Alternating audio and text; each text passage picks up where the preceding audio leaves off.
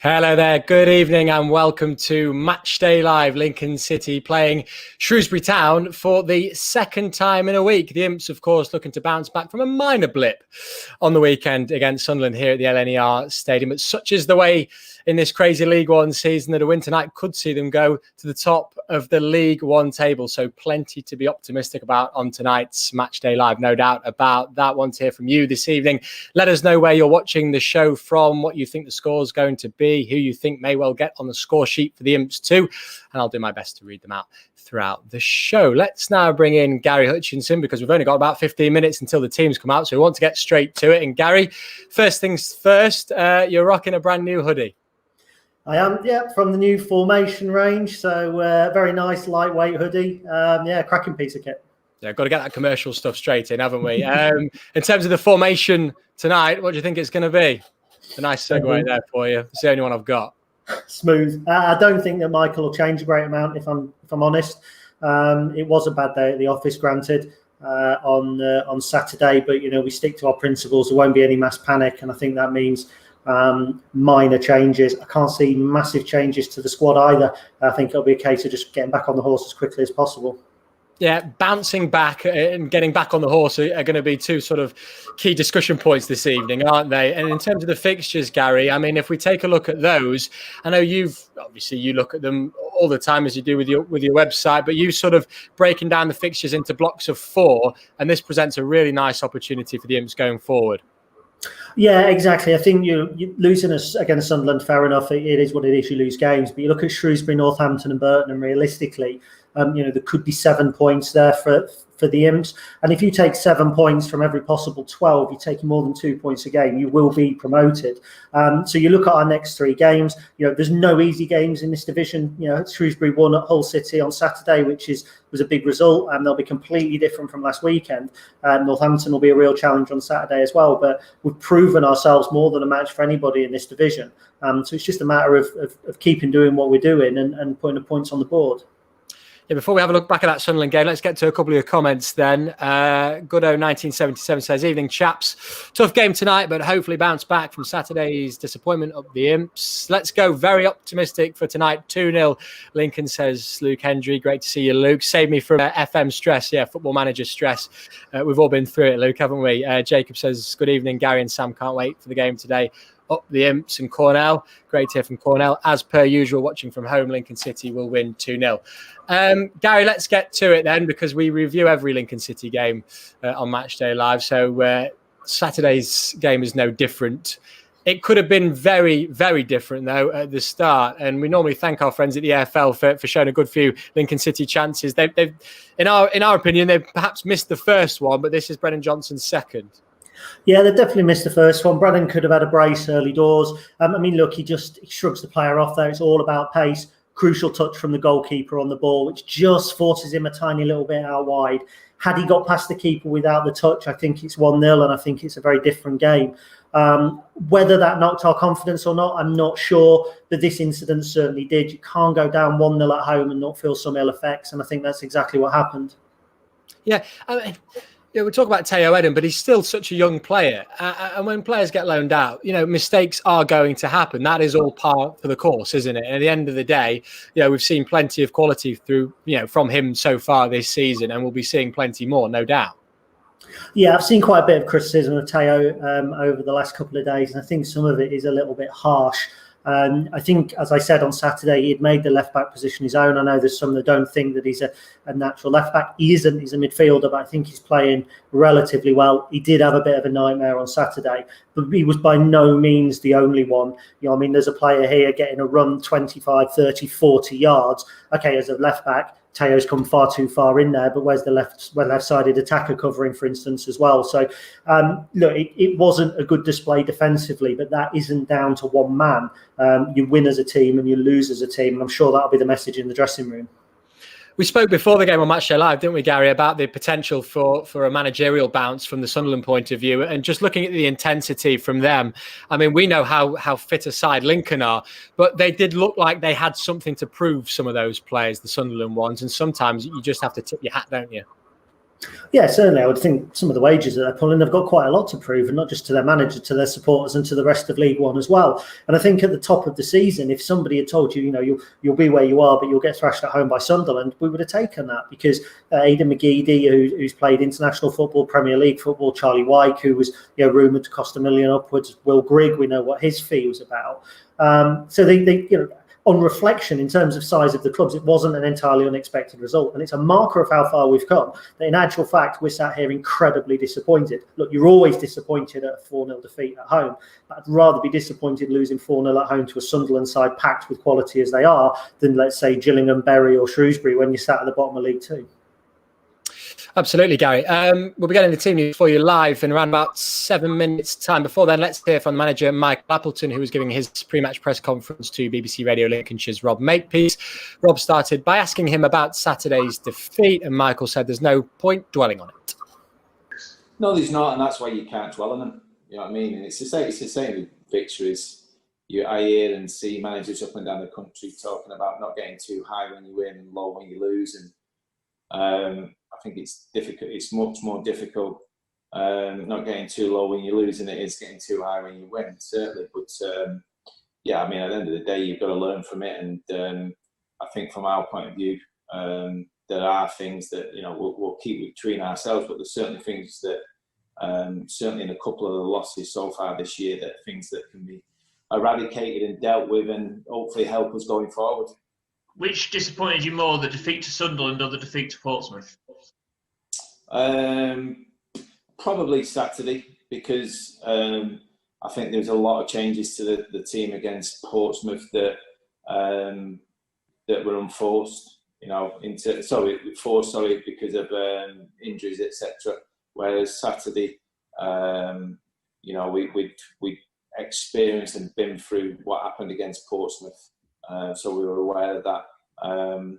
Having said all that, things, change games very, very quickly. And there are very, very fine margins, because I'm also mindful of the fact that, we could have been 1 or 2 up before the penalty had happened. Let's face it wasn't a penalty, but you've got to deal with the disappointment sometimes and move on. And we didn't do that particularly well. So we won't be dwelling too much in this game, I can assure you, because like I say, we've got too many games around the corner to start worrying about what's happened in the past. It was too much change sides last week when you played Shrewsbury. Can you take anything from that game, any knowledge from that game as to how they're going to set up tomorrow? Not massive amounts. I can't see them from a setup point of view, and I've seen a little bit of the whole game.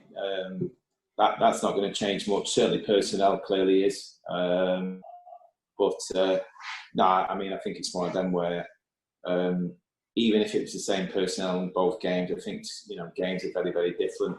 If we was to play the same team tomorrow that we played last week, and we put out the same side, I'm sure the game would be very different, because obviously we won the game comfortably and they were going to do something about it. So our approach is making sure that we concentrate what we do, being aware of what the opposition threats are. But I think more importantly, we'd just be looking for a positive response from Saturday. Yeah, optimistic. Michael Appleton speaking to BBC Radio Lincolnshire's piece there. And why not, with the position that the Imps are in at the moment? And Gary, we do talk about fixture congestion quite a lot on the show. Managers, of course, talking about it now more than ever, but this is a perfect time for a reaction, isn't it? Yeah, absolutely. That's one thing that the current situation and starting this season late actually affords you, is a chance, as I said earlier, to get back on the horse really quickly.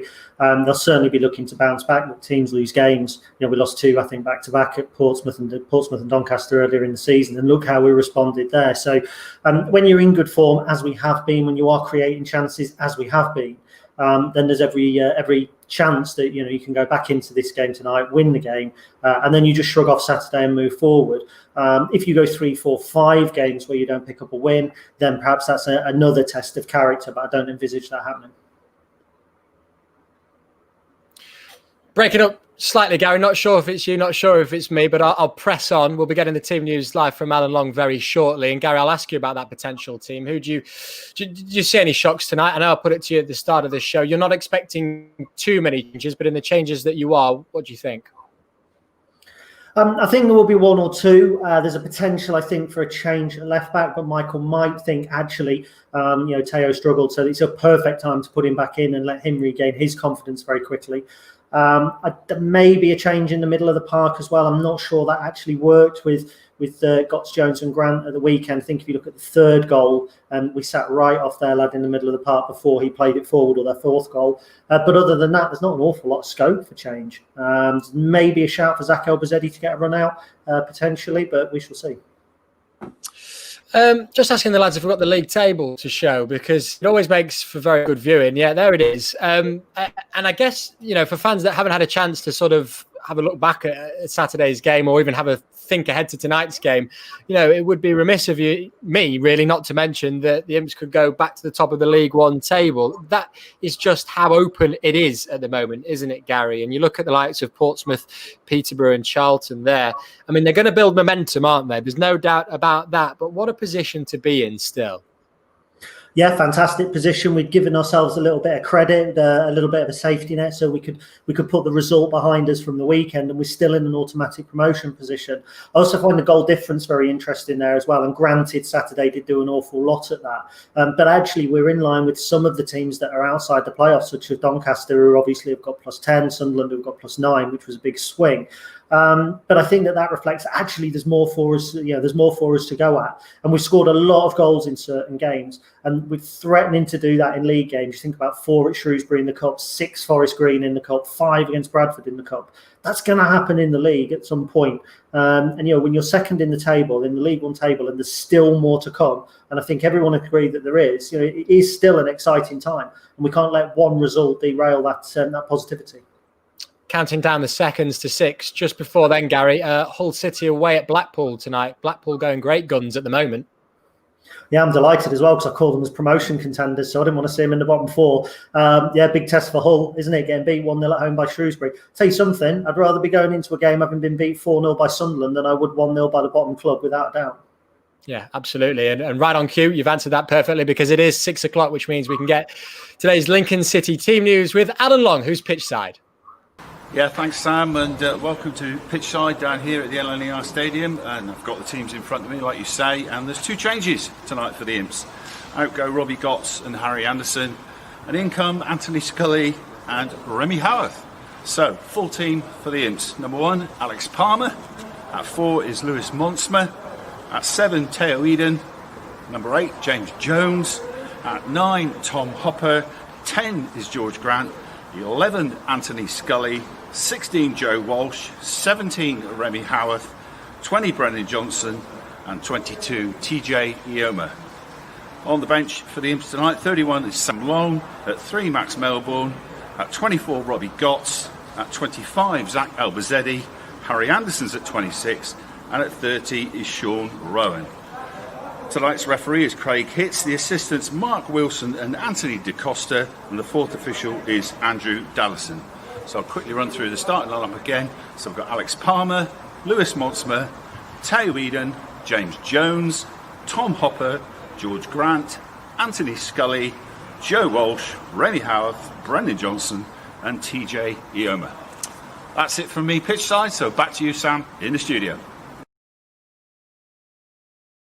Thanks, Alan. So Michael Appleton making a couple of changes to tonight's starting 11 to play Shrewsbury Town. We're getting Gary Hutchinson's reaction to that very shortly. But first of all, delighted to say that we can go live now to speak to one of the members of the first team squad. He's having a great season as well. Let's say hello to Conor McGrandles. Conor, great to see you. How are you? I'm good, thanks. I'm good, thanks. How are you? Good stuff. I'm just pleased you're not on mute like Michael was on Saturday. It's good to hear your tones. Not involved tonight. How are you? Yeah, I'm not too bad. Obviously picked up a wee knock on last Tuesday against Shrewsbury. So I think it's progressing well, and so hopefully it's not too much longer. Yeah, what was watching that game on Saturday like? It must have been tough, because as a player, of course, you always want to be playing, but it did seem like we missed you slightly in that position. Yeah, it was tough watching. Obviously, I think any game that you don't win is hard to watch, because you feel like you want to be out there helping the team. But hopefully, we can get a good we can bounce back tonight and get a good performance and a good result. You yourself overall, how are you settling in so far? Because it's been a brilliant season. You've put some great performances in as well. You must be pretty delighted. Yeah, I've settled in really quickly, to be honest. I think because it's such a new group, it's been pretty easy to do so, and I think the gaffer's brought in a lot of players that's it's a good environment, it's a good changing room to be into. So I think settling into the changing room was really easy, and I think that's helped for how the relationships on the pitch have been. Yeah, just give us an insight, if you could, to that camaraderie in the changing room then, because obviously we don't get to see it as Lincoln City fans, but it does seem like this is a really, really good core group of lads.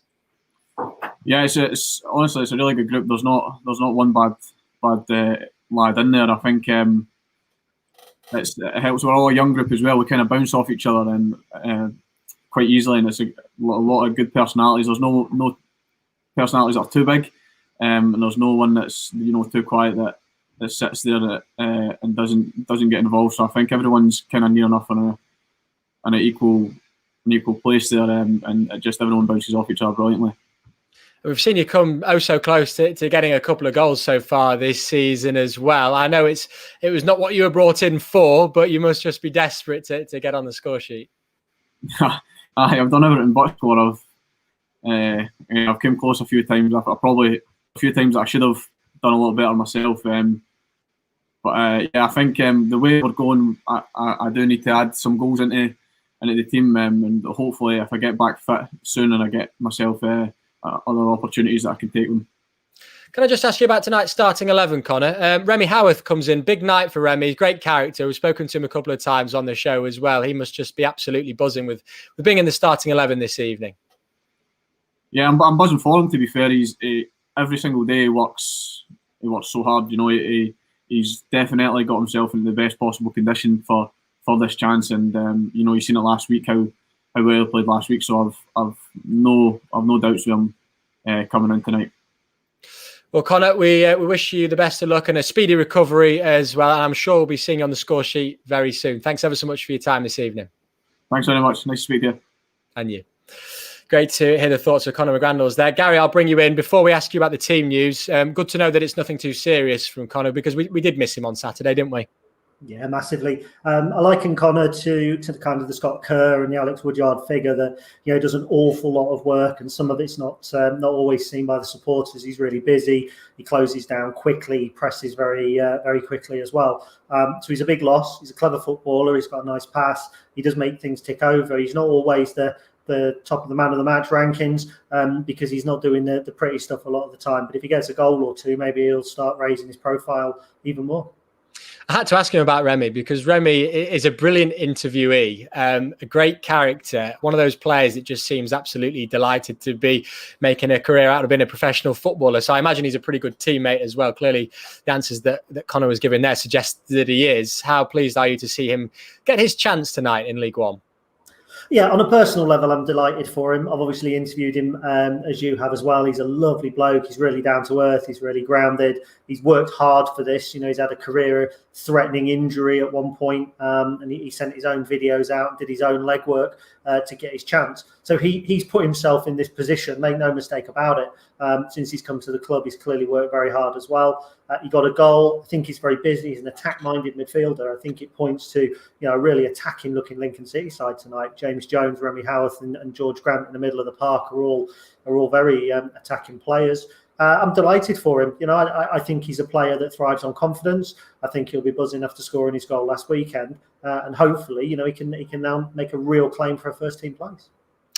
Okay, well, as I mentioned, it's the second time in a week that Lincoln City are facing Shrewsbury. They play them away from home in the EFL Trophy last week. Here's the best of the action.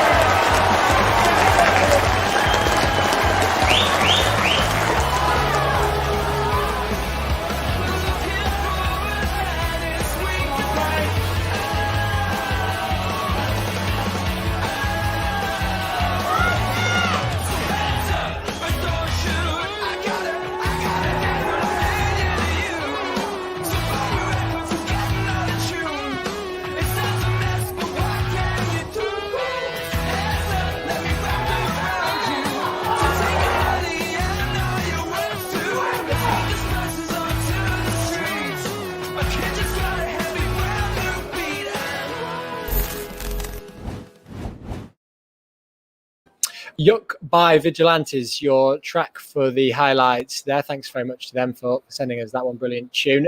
Gary, I'll bring you back in. And how much of a different game are you expecting from Shrewsbury's point of view this time around compared to last week?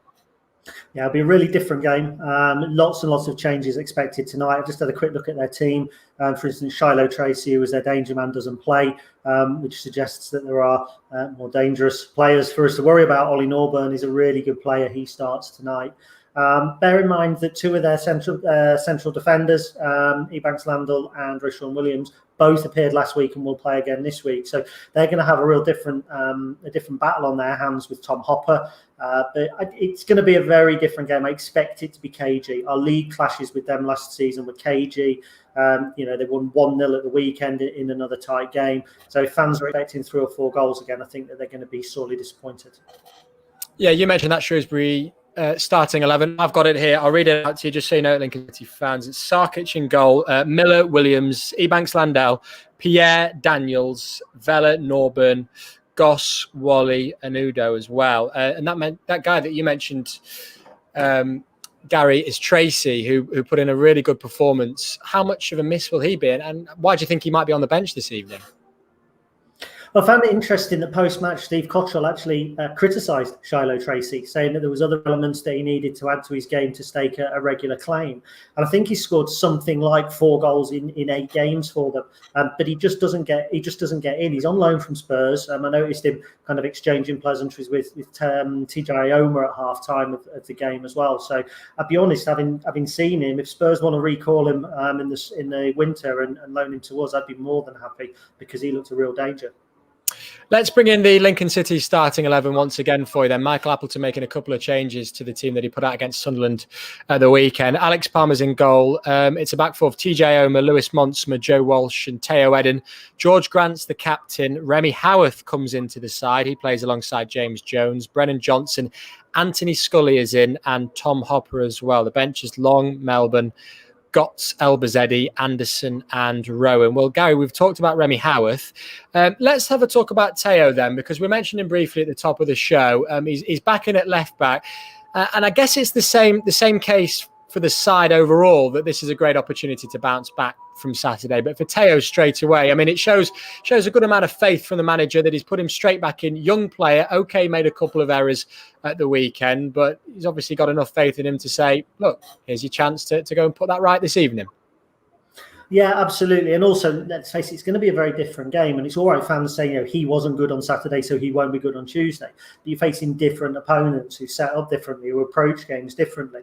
And it may be that Michael's looked at Shrewsbury's setup and gone, actually, this is the game where we need Teo, a player who's kind of more of a midfield player, but he's more comfortable on the ball. Perhaps he's a little bit less attacking in terms of kind of rampaging down the wing, but he's more likely to find a killer pass perhaps than Max. So I think that's interesting. I also think they'd be reticent to put somebody like Sean Rowan in at left back on the back of a heavy defeat, because let's face it, if we were to then go and lose another game, some fans may look for scapegoats. And also it gives Teo a chance to bounce straight back, and I think that's important. And some players might need resting. We don't know the personalities of the players on the training ground. Some might actually need the opportunity and the arm around the shoulder, say, go and get them again, lads. So I hope he turns in a good performance. Going into Saturday's game, he had turned in some very good performances, not least one against Shrewsbury. So let's not forget that.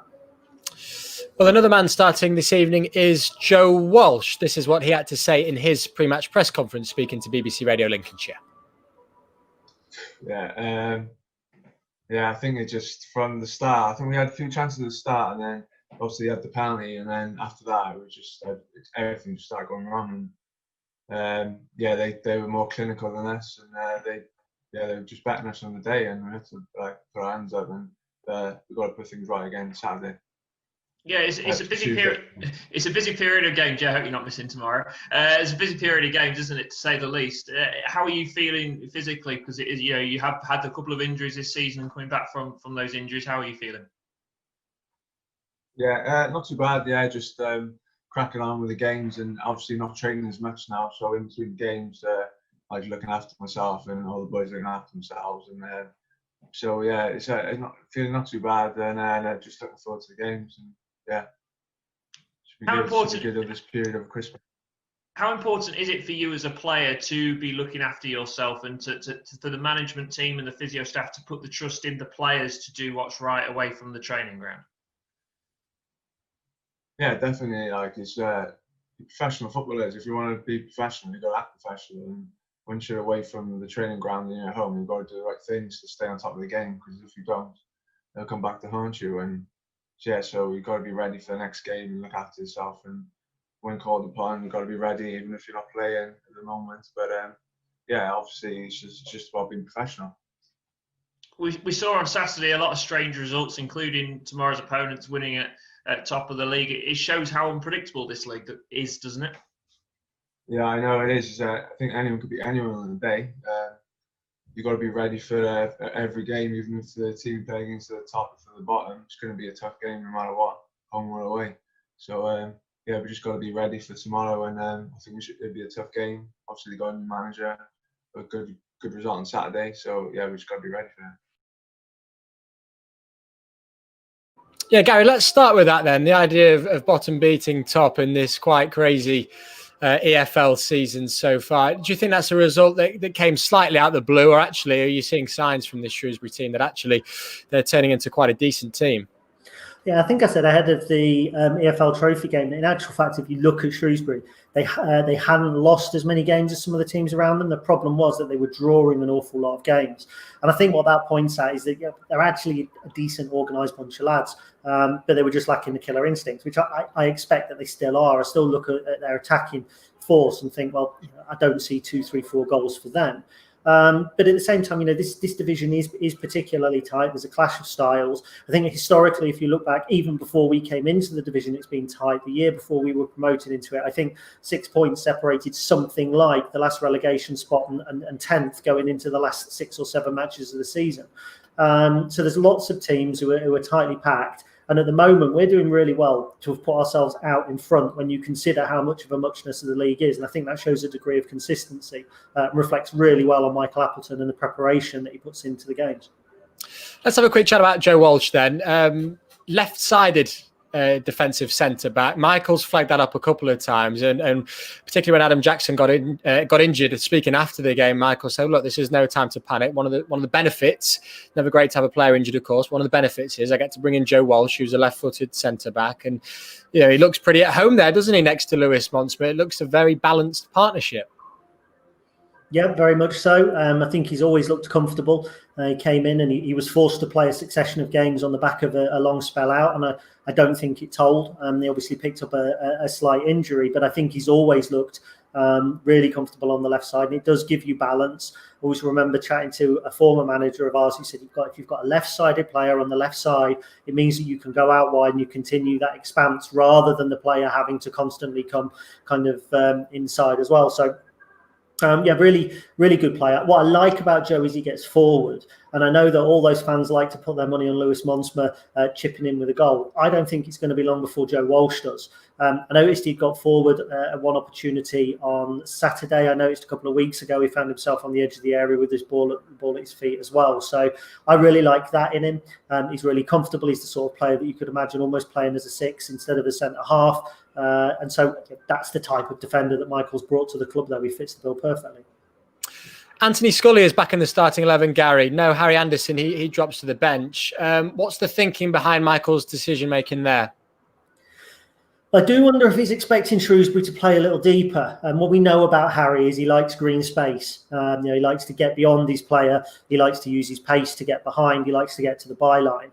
If Shrewsbury are going to play quite deep, I would imagine that space is going to be restricted. And then perhaps you don't see the best of Harry. With Anthony Scully, what you tend to get is that he likes to cut inside. It wouldn't surprise me to see Scully on the left and Brennan move over to the right, because Anthony, rather than going outside, likes to come inside. And I think Michael might be looking at the play being quite congested. And if that's the case, I can see us playing lots of football across the front of the 18-yard area. And what that means is a different type of winger. You need somebody who's comfortable coming in, comfortable running the channels, perhaps a little bit more than getting to the byline.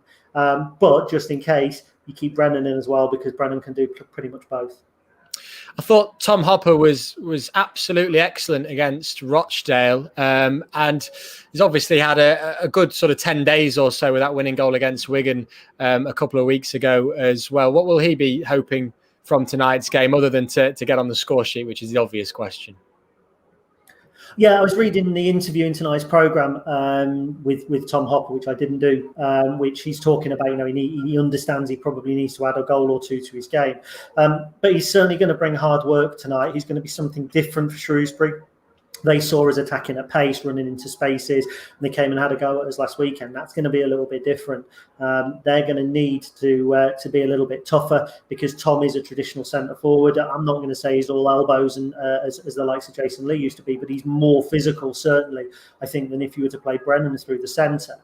He also works incredibly hard, and I think this is another reason why we might see the likes of Anthony Scully cutting inside, because quite often you see Tom Hopper picking the ball up in wide areas or in deep areas. And at that point, you need the sort of wide player who's going to think, actually, I'm going to go penalty spot, I'm going to go 6 yard, I'm going to gamble. And I think that you tend to see that probably a little bit more with Anthony Scully. And also, let's remember that a match is 90 minutes, not just the starting 11. So perhaps Michael's looking at it and thinking, well, if we tire them out over 70 minutes, I've then got Zach Elbazedi and Harry Anderson to bring on. And those sorts of players thrive on Tom Hopper's hard work. So it all kind of goes back to Tom, goals or no goals. Great stuff, Gary. 40 minutes to go until kickoff. 10 minutes until the end of our pre-match Matchday live show here at the LNER Stadium as well. Of course, Lincoln City Shrewsbury is a fixture that brings great memories for Lincoln City fans. So it would be pretty remiss of us not to show you what happened when the two sides met at Wembley back in 2018. Here's the Checkatrade final highlights.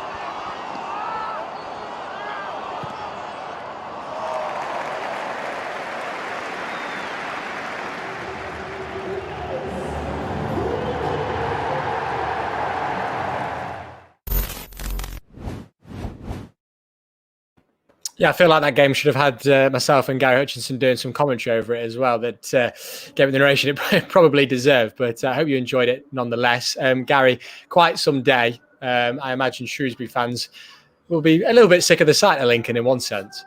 Yeah, absolutely. It was a great day. I think you can see over my shoulder here, there's the picture of Elliot scoring the goal and Michael celebrating. It was a wonderful day out.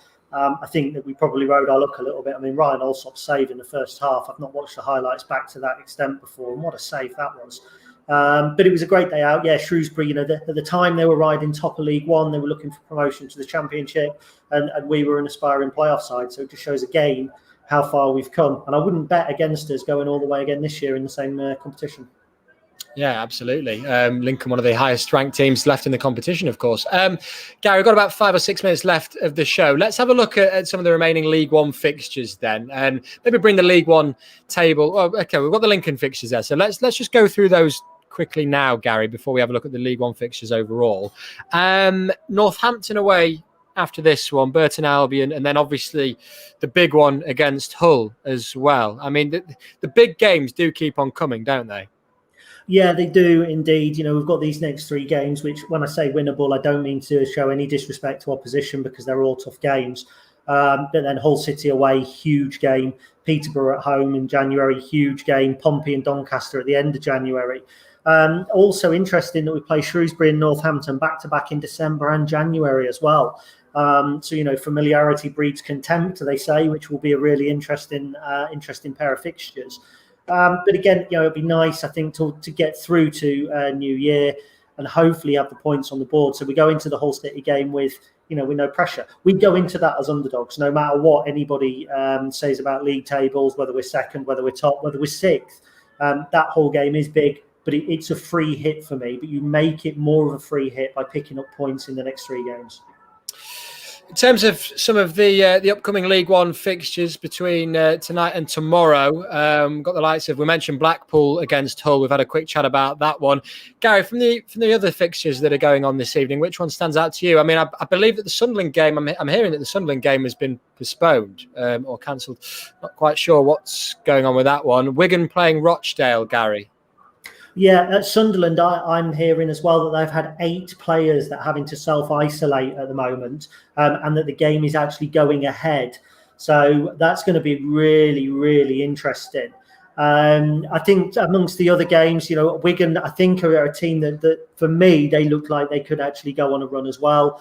But when everybody's playing, you're looking at these games. You wouldn't have looked at Saturday's fixtures and looked at Hull City and Shrewsbury and thought that Hull would lose that game. So really, the only fixture we look at, I think, is other than ours, are the teams above us, and there's only one of those at the minute. Hull have got to get back on the horse quickly, more so than us. And again, as I just alluded to in talking about our fixtures, there's no pressure on us.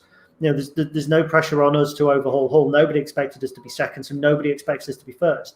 Everybody expects Hull City to do well. I called them as promotion contenders at the beginning of the season. They spent in the summer. That's what they are. All the pressure's on them. And that could be tough for them tonight because I think Neil Critchley's finding his feet at Blackpool. And I think that they will be knocking on the door of the top 10 by the end of the season. Yeah, in terms of other teams knocking on the door, Portsmouth and Fleetwood are 2 of those. Fleetwood are another one of those sides, a bit like Accrington, who you've mentioned in the past, that could go under the radar so far this season. We know they're a pretty good team from the game that we watched against at Highbury as well, Gary. Yeah, I actually expected a little bit more from Fleetwood. I expected them to be in and around the top 4. They were in the playoffs last season. I think they badly misjudged their playoff semi-final. They completely imploded against Wycombe in a game that they were arguably favourites for. They're another team that spends as well. And when we talk about them going under the radar, we think of little Fleetwood, 2,500 fans when fans are allowed in. But in actual fact, they're probably one of the biggest spenders. I mean, they've got Barry Mackay there, who's obviously at Swansea and Forest. They've got Callum Camps from Rochdale. They clearly were able to offer him a good deal as well. I don't think the pressure is on Joey Barton as such because they weren't doing particularly well when he went in. But he will be expecting them to be higher in the table than they are. And a word about Ipswich as well. Ipswich are a huge, huge club. I still reiterate that I think that there could be problems on the horizon for Paul Lambert. I said it at the beginning of the season. They're another team that need to pick up wins. And when you look at that top 10, in actual fact, there are 7 or 8 teams in there that will be looking up thinking we should be above the likes of Lincoln City. So what a great ride we're on.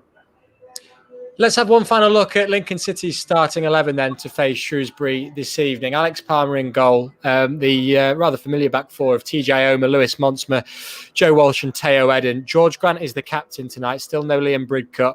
Remy Howarth then comes into the side this evening. James Jones.